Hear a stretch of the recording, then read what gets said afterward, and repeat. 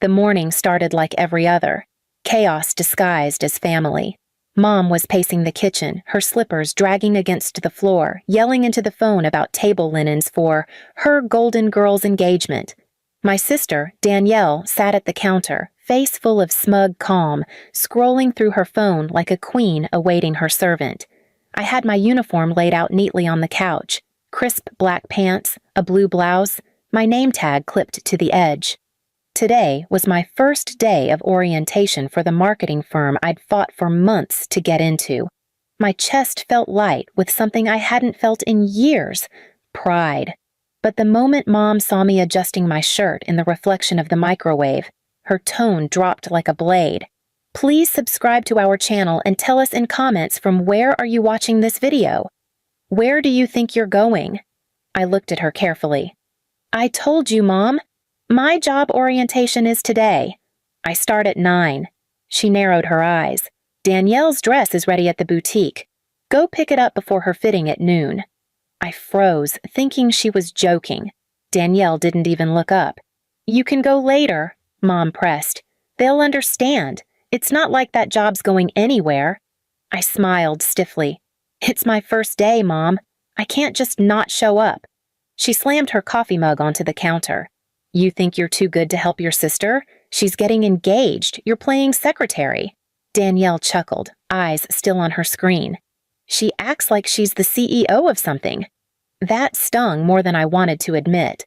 I'd spent nights building my portfolio, surviving rejection after rejection, and here they were, mocking the first real chance I'd ever earned. I'm not skipping orientation, I said quietly. You can pick it up yourselves. Mom's head turned slowly like a storm forming. What did you just say to me? I said no, Mom. The silence that followed was heavy, the kind that tastes like danger. Then she moved. Her hand came fast. The slap cracked through the kitchen. My cheek burned. Ungrateful brat, she hissed. You think anyone else would put up with you under this roof? I stumbled back, one hand to my face. But she wasn't done. You do nothing but breathe and complain. Danielle's building a real life. You're just wasting oxygen. Danielle smirked. Mom, she'll be late for her imaginary job. That laugh, that cruel, careless laugh, something in me broke. I've worked for everything I have, I said, voice shaking. You've never believed in me, but I'm not staying here to be your punching bag anymore. Before I could turn away, Mom shoved me hard. Her nails dug into my arm as she dragged me toward the front door. Then leave, she spat. Go build your life somewhere else. Don't come back when you fail. The door slammed behind me. It was barely 7 a.m. The sky was pale and damp. I stood on the front steps with my small backpack, my resume, my wallet, and the bruises I didn't deserve. My knees trembled, but I didn't cry. I walked, mile after mile, until the bus station came into view. I caught my reflection in the glass door, hair messy, cheek red, eyes swollen but alive. I made it to orientation with 5 minutes to spare. The manager noticed the bruise but said nothing. He just looked at me like he saw through the pain. I learned about teamwork, goals, vision, all the words my house had never known. When lunch came, I sat alone, scrolling through messages from Danielle and Mom. Mom, you're ruining this family. Danielle, good luck with your fake little job, loser. I blocked them both. That night, when I returned to my cheap motel room, I ordered takeout with my first orientation stipend. The noodles tasted like freedom. I didn't know it yet, but that slap, that insult about wasting oxygen, would become the reason I learned how to breathe for real. The motel smelled like damp carpet and cheap air freshener, but that night it felt like peace, the first kind I'd had in years. I sat cross-legged on the bed, staring at the flickering lamp while the world outside buzzed. The silence wasn't empty. It was mine. For weeks, I lived like that. Every morning I caught the early bus, still wearing the same shoes that squeaked on tile floors. I learned how to make presentations, cold call clients, smile through rejection. Each day, I walked past the mirror by the elevator and whispered, "Don't go back." The company wasn't glamorous. My pay barely covered rent and food, but it gave me something no one ever had: dignity. I met coworkers who asked questions instead of giving orders. I laughed again, even if it was brief. Then, one afternoon, about a month in, my phone buzzed with an unfamiliar number. I shouldn't have answered, but I did. "Do you even care what you've done to this family?" Mom's voice poured through, acid-sweet and cruel. I felt the air leave my lungs. "What are you talking about?" "Your sister's engagement was ruined because of you. She had no one to run errands, no one to help her plan. Everyone asked where you were, and I had to tell them you chose some useless job instead of family." "You mean instead of being your servant?" I said. She scoffed. "You'll regret this attitude. Don't think we'll welcome you back when your little company realizes you're not worth keeping." Then she hung up. I stared at the silent screen until it went black. For a moment, the same old guilt tried to crawl in.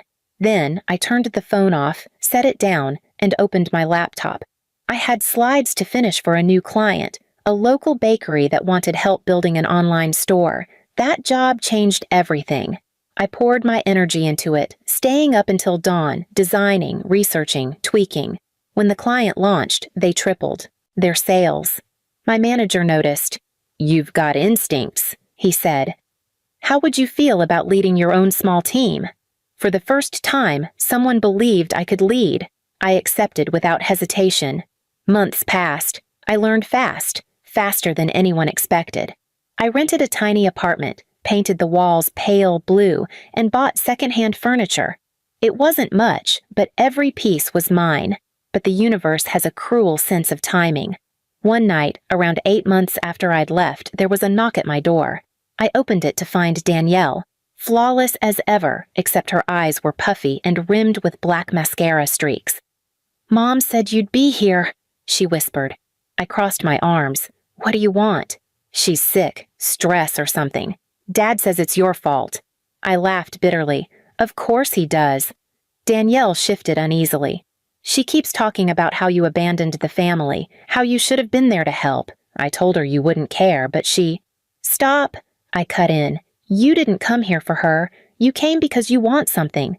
Her silence said everything. "I need help with rent," she finally murmured.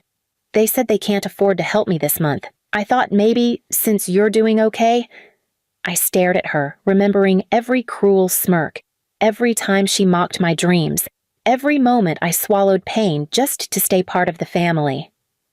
"No," I said simply. Her lips parted. "You can't be serious. You're really going to let me struggle?"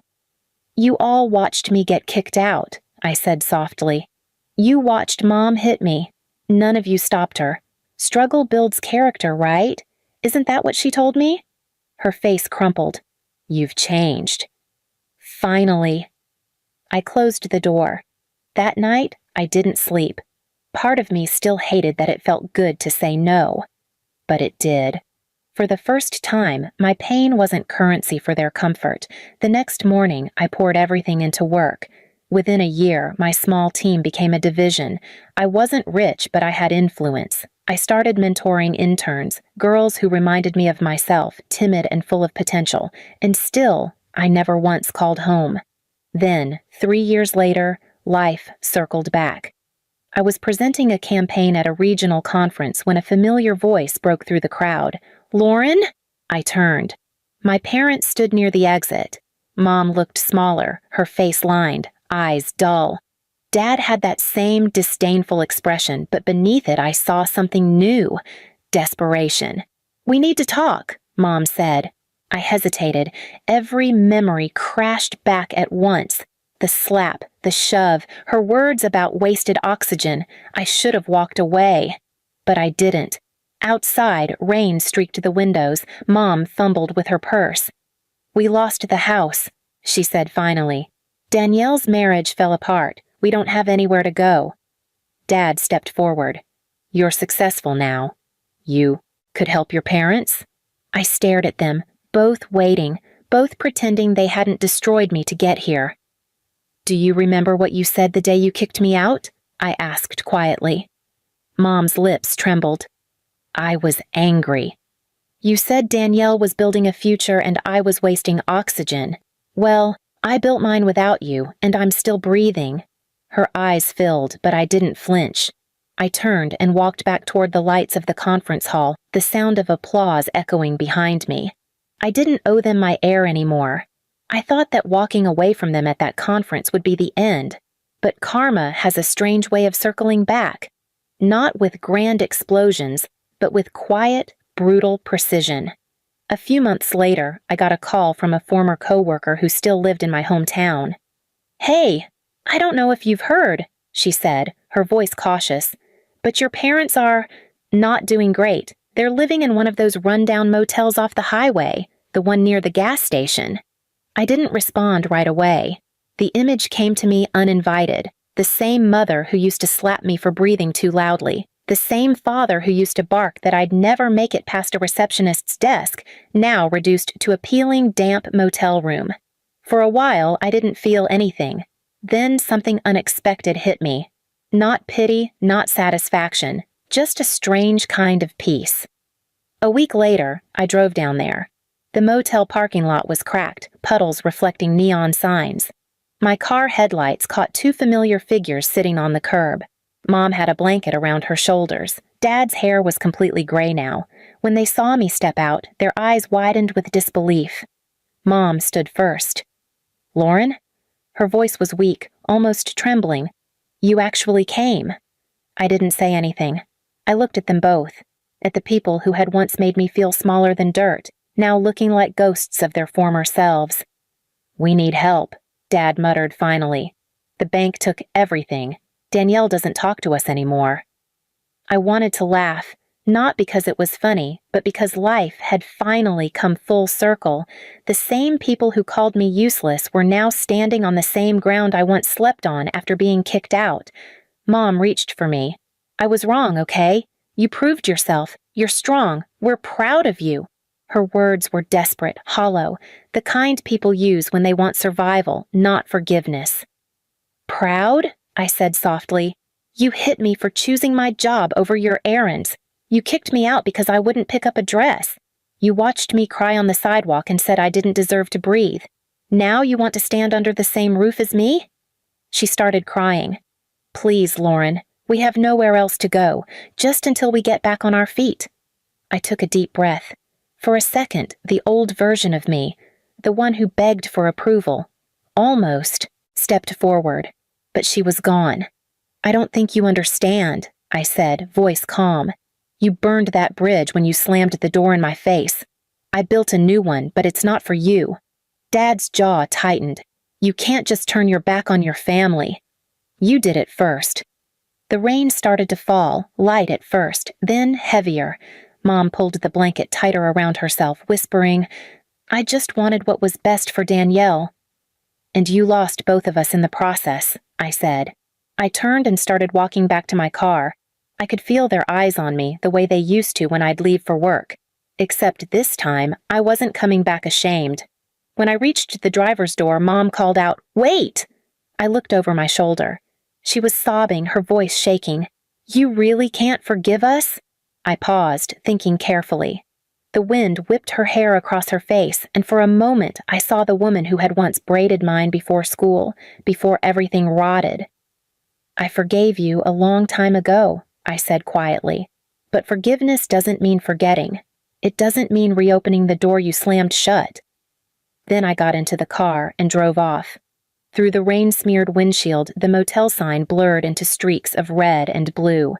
My heart didn't race, my hands didn't shake. I wasn't angry anymore. I was done. Months later, I heard that Mom and Dad had moved into a shelter program that helped displaced seniors. The irony wasn't lost on me. Strangers had done for them what they never did for their own daughter. Meanwhile, I kept building. My company grew from a few clients to a firm with its own floor downtown. People I once envied now worked under me. I hired young women who came from broken homes and told them the truth. You don't need anyone's permission to start over. One afternoon, as I walked through the glass lobby, my reflection stared back. Strong posture, confident stride, no trace of that trembling girl who once begged to be seen. I realized that my revenge had never been about destruction. It was about survival. about proving that their cruelty wasn't prophecy. It was fuel. And when I reached my office door, I saw the quote I'd framed months ago. "You're wasting oxygen." It hung there, crooked but powerful, a relic of everything they'd tried to bury me with. Now it made me smile, because I was still breathing, freely, fiercely, and without them. Please subscribe to our channel and tell us in comments from where are you watching this video.